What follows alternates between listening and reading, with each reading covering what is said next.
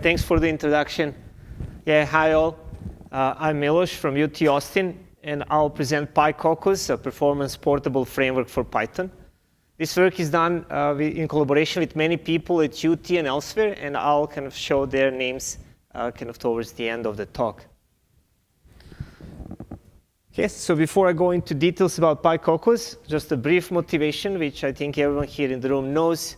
The current landscape is not very favorable, and we saw even in the previous talk, the same motivation. These things are simply hard to write, hard to maintain, hard to port from one to another. And of course, the more versions we have, the harder the things become. And of course, everyone wants and asks for performance portability. So the cool thing and the reason we are here is because Kokkos is there and offers exactly that performance portability. So motivation for my work is slightly different. So while Kokkos is great, it kind of requires you to use and write things in C++ mostly. And of course, C++ is a nice language in many ways, but also has certain drawbacks. And to be fair, not everyone wants to use it. So we know in C++ we can get cryptic messages, no surprise. And also compilation time is not something that language is proud of. And of course, nowadays we have many people and scientists who simply want to write in a high-level language, like Python. At least they want to prototype in another language, even if eventually they need to switch to something else. They have available so many other libraries already, CuPy, NumPy, PyTorch, and everything else. And they would want to actually simply stay in that space and in that language. But the question is then, how do we bridge this gap? How do we offer performance portability that Kokkos offers, while letting people actually still use and write things in Python just the way they like? So the answer to this, the answer we have is PyKokkos that exactly bridges these two ends and offers you to write entirely your application in Python, also Kokkos kernels in Python that are going to be translated automatically for you, integrated into application, and compiled. Okay, so this is exactly what PyKokkos offers. So it provides a domain-specific language in which you can write these kernels. Actually, they're just a subset of Python. You cannot use random statements in there, as we're going to see soon. But what it does for you, it's implemented in Python itself, and then it transpiles basically your Python code into C++, and it automatically creates necessary bindings so that the entire application is running flawlessly. So let me show you one example in PyKokkos. So if you ever looked at Kokkos tutorial examples, then this example is probably familiar to you. But this is how you would write it actually in PyKokkos. So what we have here is that we have kernel definition. So kernel definition is just a Python function that's annotated with PyK work unit. And everything else that you have is just a normal Python. You can use any library you wish. We don't touch your interpreter. We don't change Python. We don't require you to do anything else about Python. The only unique things are these functions annotated with PK work unit. Those are kernels. And then in your application, in this particular case, in this main, so I'll come to that. So basically here in main, you can do whatever you want. You can parse your arguments using parse args or whatever other library you like in Python. Then you can create these arrays and views. And then you can call kernel at the end if you want, over here.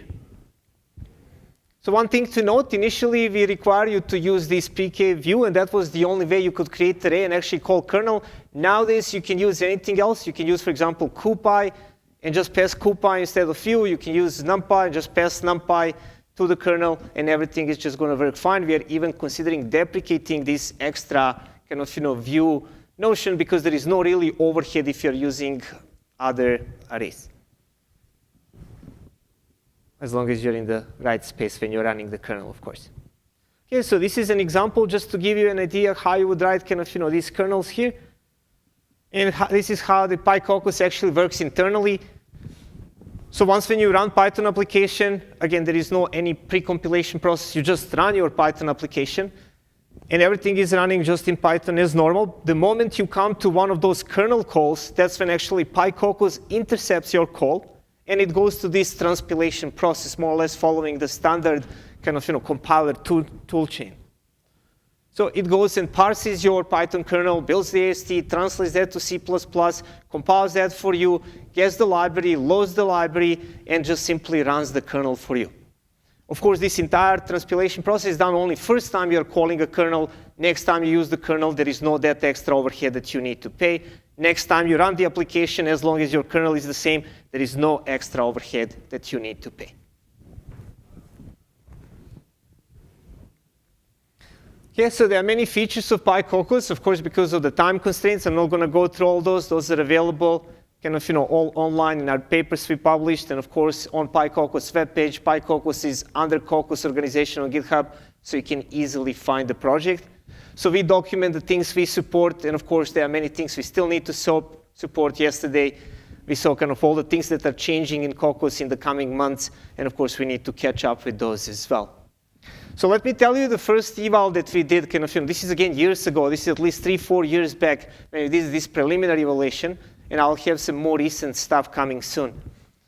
So we took several subjects. We just wanted to see how bad performance is going to be if we compare Kokkos and PyKokkos when you write and run these kernels. So we took, of course, all tutorial examples, which are also our test cases, various kernels we could find online, and XAMINI-MD application written by people who work at the labs. It's about 3,000 lines of C++. We rewrote that entire stuff into PyKokkos and Python. So okay, the platform we use, again, somewhat dated, but again, we have some more recent numbers. So the key here in this comparison is actually just to pay attention at the very last column, where we are showing what is the overhead that PyKokkos is introducing if you're running this kernel. So basically, the overhead, of course, if we do not count that compilation first step, is just like non-existent. So you're basically just running the same Kokkos code. So you're writing a different way. You get the same C++. You're running the same stuff. There's like no overhead, really. And again, these are kernels that were just picked from the web. So this is for CPU runs. You can see for OpenMP, if we configure, and for CUDA, it's just the same.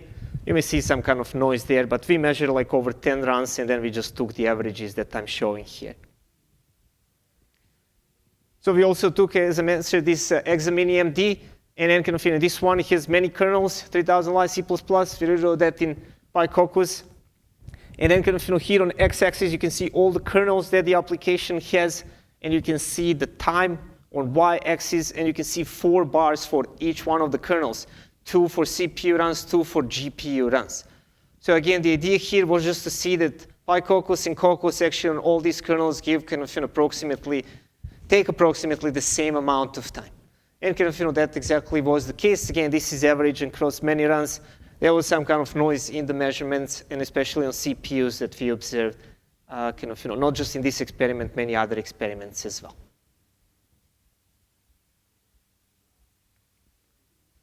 So finally, we also wrote this PIC solver for electron-Boltzmann equation. We wrote that in PyKokkos as well, about 400 or 500 lines of PyKokkos. And what we use this solver, actually, this is a bit more recent. What we use this solver for, that's when we integrated closer Kokkos with NumPy and PyKokkos with NumPy and CuPy. We supported the multi-GPU execution from PyKokkos. This is before Kokkos actually had multi-GPU stuff. And this was also the first time we used AMD GPU as an extra measurement to see the performance that we lose or gain. Okay, in summary, just one slide. Of course, a lot more in our report that we have on the web. But here on x-axis, you can see the number of particles that we are running, and then time per particle on y-axis. The only stuff that matters here really is that blue stuff. That's actually the kernel. The other stuff is not even PyKokkos or Kokkos. So basically the blue stuff, and you can see it remains constant. It's actually very nice scaling that we get.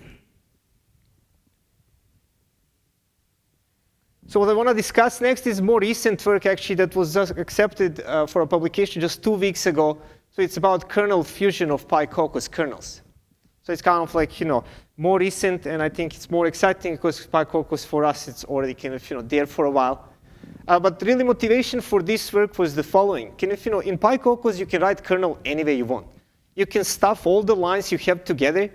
You can split the lines any way you want. And of course, it's good software engineers, we want to organize in some logical units and have nicely organized kernels that we can then kind of just run and maintain easily, right? But of course, then kind of, the problem with that is that if we have multiple kernels, then we have multiple kernel calls. Kernel calls are actually expensive. If we have multiple kernels, we may not reuse certain data that would be in a single kernel. So there are many reasons why we actually want to keep that kernel together, but yet give user flexibility to write those kernels any way they decide. So we worked kind of, and our motivation was to do kernel fusion with that kind of, idea that we're going to solve the problems of multiple kernels. We're going to reduce the launch overhead. We're going to enable compiler to do better optimizations if code is together, and we're going to help actually do the data reuse as well. Okay, so we developed something we call PyFuser. This is not on the main branch of PyKokkos yet, but it's public. It's on one of the branches that's in the GitHub repository. So it automatically fuses these PyKokkos kernels, and it does so dynamically. When you're running your application, it finds all the kernels you're calling, and the moment you access some data, it blends everything together, it runs as a single kernel, it optimizes as much as it can, and gives you the result back. Okay, so how did we kind of experiment with this stuff to see if we can get any good or bad results? So we took that PIC code that I mentioned earlier, about 400 or 500 lines of code. Originally, we stuffed all the code together because we knew we will get better performance with a single call. But then, of course, we wanted to organize this properly. We split into 3 kernels as it should be, and you can see the number of lines for each one of them. So now when we were running these kind of, split kernels, of course, what happens when we have these 3 calls? These are 3 kernels on top. So for each one of them, we need to parse, we need to translate, we need to obtain the library, we need to load, then we need to launch the kernel. So of course, kind of, for each one of them, we are paying this call. And again, the fact that they are separate does not let compiler, C++ compiler, or any other compiler actually do any optimization across these kernels. Okay, so here on a high level, kind of, we have on the left side, we have not fused kernels, and on the right side, we have fused kernels. This is actually not what we produce. This is only for the demo purpose. This is still not optimized code. But the idea was, of course, instead of having all of them, we'll have one and one call. Then compiler is going to be able to fuse these loops. If we actually put all this together, compiler is going to be able to reuse the data because it's not actually changed. And compiler is going to be able to reuse computation across kernels, which of course can't if they are compiled separately. And one kernel call in the end. So this is how it works. We have these calls. So instead of parsing them one by one, compiling them, we get them together, do that only once. And kind of what happens when you run your application, we actually have this lazy evaluation when we collect whatever you're calling, but we are not running it. So if you execute the first kernel, we just store that information, but we don't run it. When you run the second kernel, we store that info, but we don't run it. And the same for the third one, we keep that in so-called a trace. The moment you access the data, and of course you can decide to access after every call if you want, you're just losing something. But if you basically, once when you access the data, we take everything from the trace, and then we go and fuse that into single kernel, and that's the one we compile and run. So initial results were actually not promising when we did this stuff. So if you look at the statistics, actually compiler did not help us at all. So they didn't fuse any loops, they did not get any kind of stuff reused, no data reuse, no expression reuse. So it was rather kind of unfortunate. So we then did deep analysis of what's happening and figure out compiler is actually not doing any of that stuff.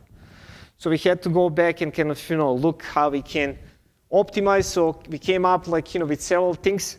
We decided to fuse the loops on our own. We decided basically to figure out if the data is being shared or not, so if we can put the restrict keyword and so on. Okay, so big problem was aliasing with the arrays that are given, and of course, no loop fusion. So yeah, this slide is just showing that even for super simple loops that you have in C++, compiler is not going to do actually anything meaningful. Simply, they do not trust that they are kind of separate. And the same for the loading.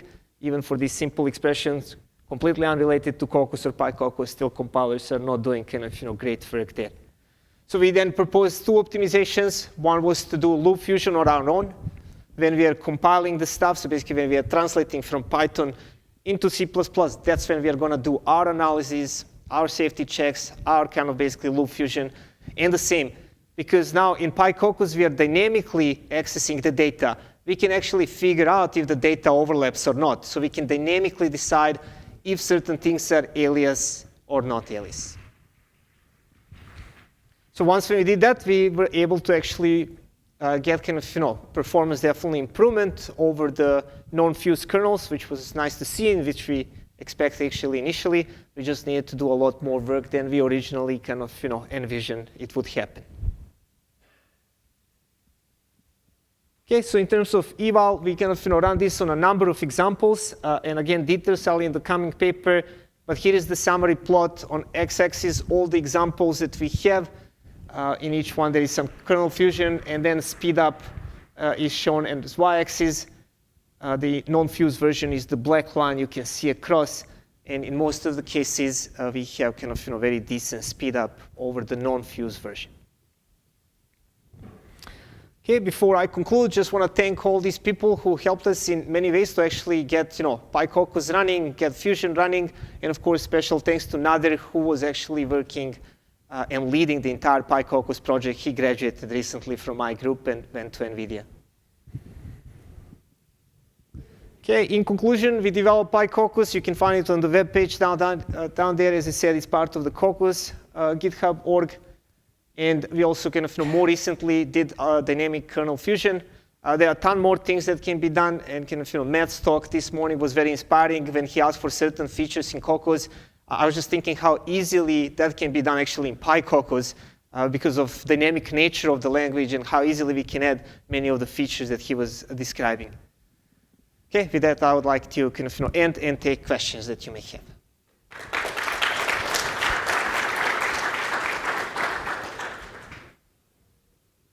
Okay, questions.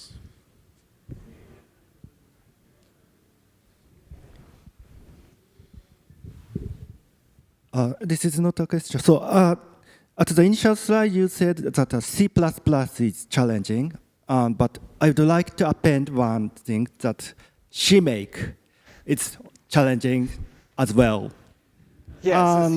Yeah, and PyKokkos can help that to hide CMake. That's correct. I feel that's very nice. Yeah, of course.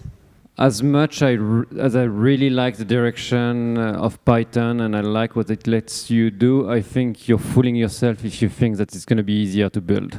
It's much harder to put together a Python environment that has Kokkos than just using Kokkos directly. Yeah, so that's a good point. So kind of course, our focus so far was on development of the framework itself, translation, more on the research side, kind of getting the fusion in there, and so on. But yeah, setting up the environment is still a challenging stuff. It's more on the engineering work. We just unfortunately never had resources to dedicate to that. But it's something we are hoping to solve kind of during this year in terms of the research planning and so on. Hopefully together with some people here that we can dedicate some resources and clean that up. It's definitely doable, no question about that. We know many systems that did it. So kind of we can definitely get there. It's just kind of the matter of time and kind of extra engineering effort we need to put. But thanks for making that point. I think that's going to inspire us more to look at that further. Do we have more questions?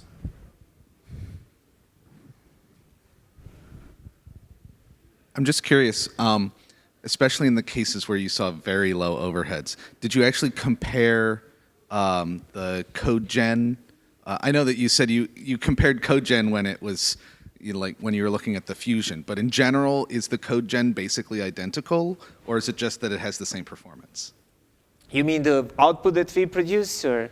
I mean, I guess, yeah, like if you look at the compiled code at the end. Yeah, the compiled code looks very much the same. Yeah, that's correct. And that's kind of why, of course, there was no surprise in the first part that, the results. We, of course, just wanted to confirm, because sometimes even with small changes in the expression statements, ordering of the stuff, you may kind of get shocking results. But yeah, kind of it's a similar code. And what's also nice, if you want to prototype in Python, get the C++ out, and then kind of just go and actually do eventually things in C++.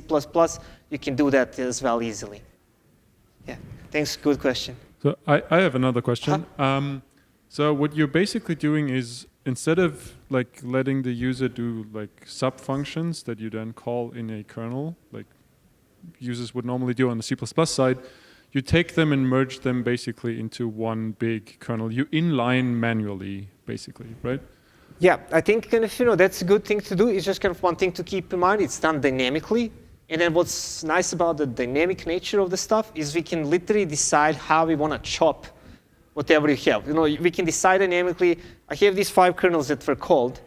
I can decide to split them in many small kernels, one large kernel. I can decide that based on the data that I have. Yeah, my question would be, there are things that do that. They are called compilers. Have you looked at like offloading this to Clang, for example? Yeah, so basically so our contribution here is not on getting the final kernel and then producing the binary. Our kind of contribution here is on kind of monitoring the execution dynamically at runtime, and then kind of deciding which pieces go together and what may give you the most optimal result once when you actually invoke one of the compilers. And that's a very hard optimization. I just thought that there are other things, like other projects that already do this. Yeah, so nothing kind of in this particular space. I do have somewhere slides with a comparison, but I think maybe we can take it offline because it's. Yeah. I just need to find it somewhere here in the deck. I wanna. So I don't want to steal everyone's time. So if you want to go to the break, feel free to do so. Let's thank this speaker once again.